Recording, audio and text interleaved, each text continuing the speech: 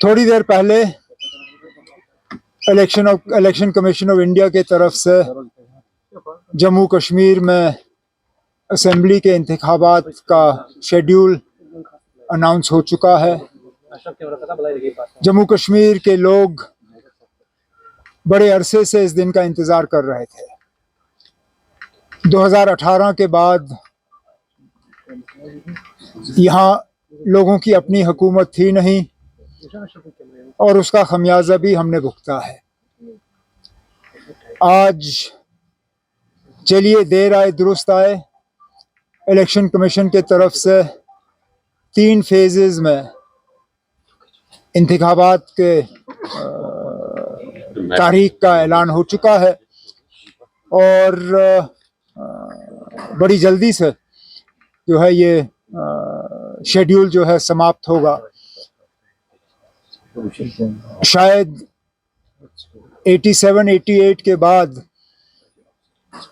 ये पहली मर्तबा है कि इतने कम अरसे के अंदर और इतने कम फेजेस में इलेक्शन जो हैं जम्मू कश्मीर में कराए जा रहे हैं। जाहिर सी बात है कि पॉलिटिकल पार्टीज़ के लिए ये एक नया तजुर्बा होगा, लेकिन मैं नेशनल कॉन्फ्रेंस के तरफ से इतना ही कह सकता हूँ कि हम पहले से ही इस दिन की तैयारी में लगे हुए थे और बिल्कुल फौरी तौर हम अपना इलेक्शन का सिलसिला जो है वो शुरू कर लेंगे।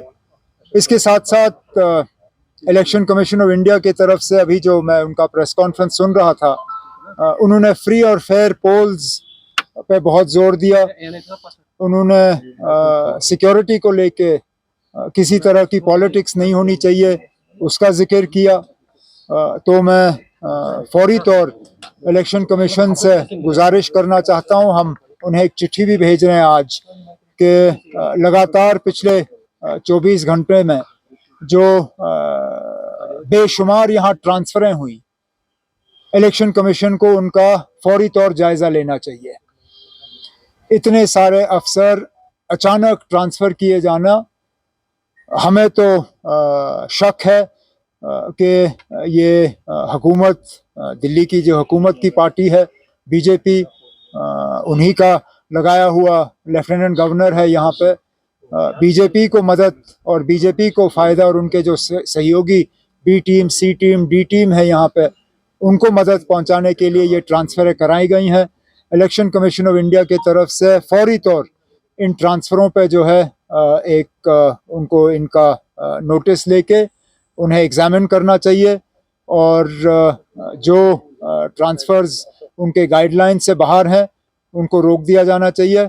और इसी के साथ साथ जो पिछले 1-2 साल में मेन स्ट्रीम पॉलिटिकल पार्टीज़, खासकर वो जिन्होंने बीजेपी और बीजेपी के एजेंडा की मुखालफत की, हम लोगों की जो सिक्योरिटी कम की गई है, कुछ ऐसे लोग हैं जिनकी सिक्योरिटी पूरी तरह से पिछले दिनों विड्रॉ की गई, फौरी तौर इलेक्शन कमीशन के तरफ से इसमें ऑर्डर दिया जाना चाहिए और मेन स्ट्रीम जो non BJP allied political parties हैं उनकी सिक्योरिटी जो है फौरी तौर रिस्टोर की जानी चाहिए। बाकी इलेक्शन के हवाले से जो बातें करनी होगी आगे आगे तो आप लोगों से बड़ी मुलाकातें होंगी तो बात करते रहेंगे। जहाँ तक मेरे अपने इलेक्शन लड़ने का सवाल है, हालांकि मैं अभी भी अपनी जगह ये मानता हूँ कि मैं इलेक्शन लड़ना नहीं चाहता हूँ। हकीकत ये है कि तंजीम के अंदर से और बहुत मेरे ऊपर दबाव बना हुआ है। अब मैं अपने तंजीम के साथियों के साथ बैठ के बात करूँगा और आने वाले 1-2 दिनों में किसी न किसी नतीजे पे आ ही जाऊँगा।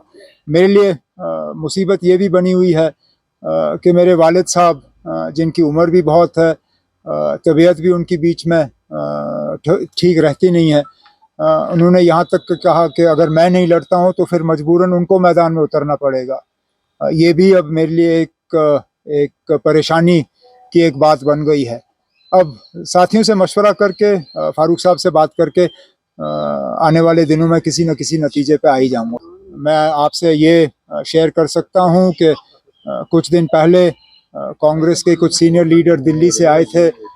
एक राउंड डिस्कशन मेरी उनके साथ हुई थी इस बात पे कि क्या हम मिलके इलेक्शन लड़ सकते हैं या नहीं, लेकिन बदकिस्मती से वो यहाँ बिना हाईकमांड के अपने हाईकमांड के किसी इंस्ट्रक्शंस लिए बिना यहाँ आए थे, तो हम हम उस डायलॉग को आगे ले नहीं पाए।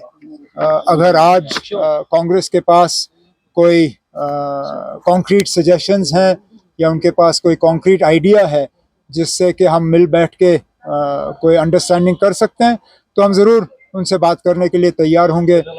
2 दिन पहले नेशनल कॉन्फ्रेंस के सदर फारूक अब्दुल्ला साहब ने कांग्रेस के कुछ सीनियर लीडरों से टेलीफोन पे भी बात की थी इस सिलसिले में कि बातचीत के लिए जो है हम एक रास्ता खोल दें। अब इलेक्शन तो अब हमारे सिर पे है, ज़्यादा वक्त रहा नहीं, अब देखते हैं इन दिनों में हम क्या कर पाएंगे ना। अब जिन पार्टियों ने हमारे खिलाफ पिछले दिनों में इलेक्शन लड़ा उनके साथ और जो उस इलेक्शन के बाद भी हमें गाली देने पे थके नहीं, उनके साथ शायद मुश्किल होगा, क्योंकि रिश्ता उनको ठीक करना था, बजाय ये कि वो रिश्ता ठीक करें उन्होंने रिश्ता और बिगाड़ा।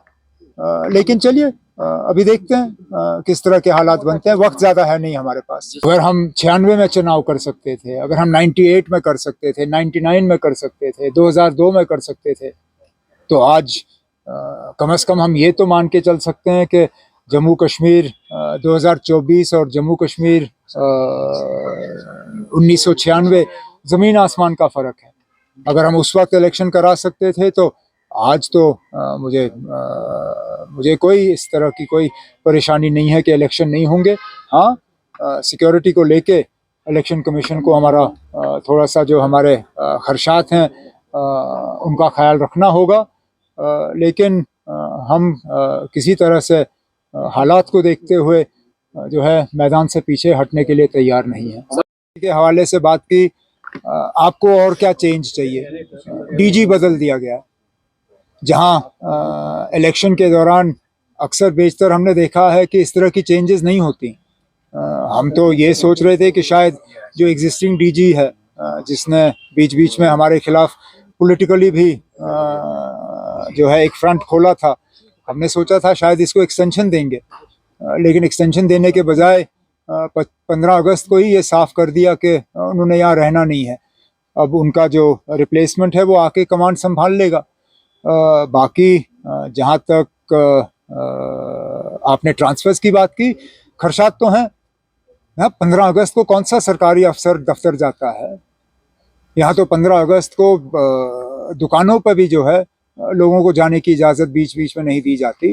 इन्होंने तो 15 अगस्त को सेक्रेटेरिएट खोला, 15 अगस्त को PHQ खोला, और अचानक ये जो बेशुमार ट्रांसफ़रें हुई, क्यों? जाहिर सी बात है कि इलेक्शन के इनको पता चला कि आज इलेक्शन का ऐलान होना है, और बीजेपी और बीजेपी की B team, C team, D team जिन्होंने पिछले 2-3 महीने पहले बीजेपी की मदद की, उन्हीं को फ़ायदा पहुंचाने के लिए ये ट्रांसफ़र कराई गई।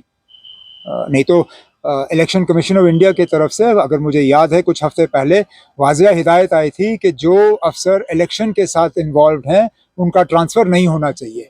आपने तो DCs, ADCs इतने सारे अफसर ट्रांसफ़र किए, तो जाहिर सी बात है कि लेवल प्लेइंग फील्ड के बजाय आप एक अनबैलेंस्ड प्लेइंग फील्ड यहाँ कायम करने की कोशिश कर रहे थे। जब पार्लियामेंट इलेक्शन 7 फेज़ में अनाउंस हुए तो आप ही के चैनल्स और अखबारों ने कहा कि इतना लंबा क्यों खींचा जा रहा है। अब जब 3 फेजेस में यहाँ इलेक्शन हो रहे हैं तो ये पूछा जा रहा है कि ये क्यों किया जा रहा है।